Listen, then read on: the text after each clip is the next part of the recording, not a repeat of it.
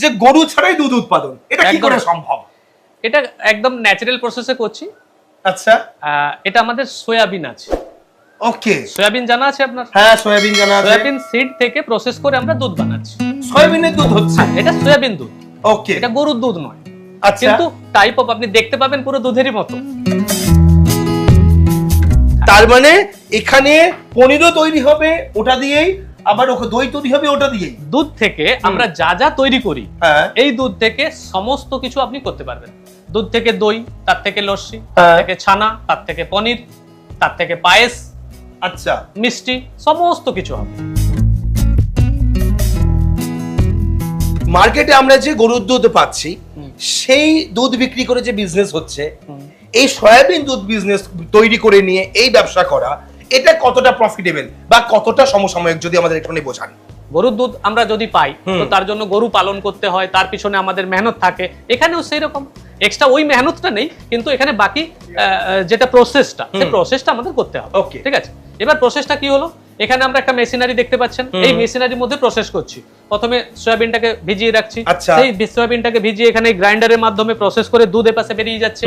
সেই দুধ থেকে আমরা কি করছি, বাকি প্রোডাক্ট তৈরি করছি। আচ্ছা, এবার দুধটা এখানে যখন নিচ্ছি, এখান থেকে আগে এটাতে দিলাম, এটা হচ্ছে বয়লার, এখানে বয়েল হবে। বয়েল করার পরে আমরা 110 ডিগ্রিতে দুধটাকে বের করে নেব। 110 ডিগ্রি দুধটা বের করে নেবার পরে সেটা আমাদের বাকি প্রসেস হবে। যেমন ওই দুধটা আমরা বিক্রি করতে পারি ঠান্ডা করে। আচ্ছা, ওই দুধ থেকে আমরা দই বানাতে পারি। আচ্ছা, দই থেকে আপনার লস্যি হবে। হ্যাঁ, বাকি দুধ থেকে ছানা হবে। আচ্ছা, সেই ছানা থেকে সমস্ত ধরনের মিষ্টি হবে। বাহ, এবং সেই ছানা থেকে পনির হবে।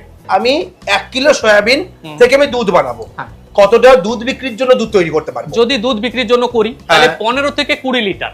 এবার যদি পনির তৈরি করার জন্য আসে, পনিরের জন্য যদি আপনি দুধ তৈরি করেন, তখন সেটা 7 থেকে 8 লিটার হবে। আচ্ছা, 1 কিলো থেকে পনির আমরা 2 কিলো বানাতে পারি। তো সেটা যদি আমরা এখানে 15 লিটার জল দিই, 2 কিলোই হবে।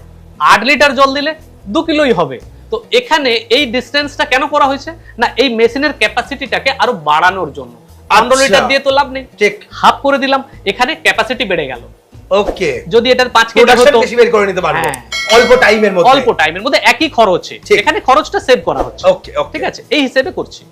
আচ্ছা, এবার মার্কেটে একটু প্রাইসের কথা জানতে চাইবো। বলুন। যে সয়া মিল্ক এবং সয়া পনির, সয়া দই কেমন দামে বিক্রি হয়? কেউ 120 টাকায় বিক্রি করে টক দইটা, আচ্ছা, আর মিষ্টি দইটা 150 টাকায় বিক্রি করে। আচ্ছা, ঠিক আছে, ওকে। প্রোডাকশন কস্ট আমি এখানে বলবো না ওপেন ভিডিওতে, কারণ এটা আমরা যারাই বিজনেস করি তাদের আমাদের সিক্রেট।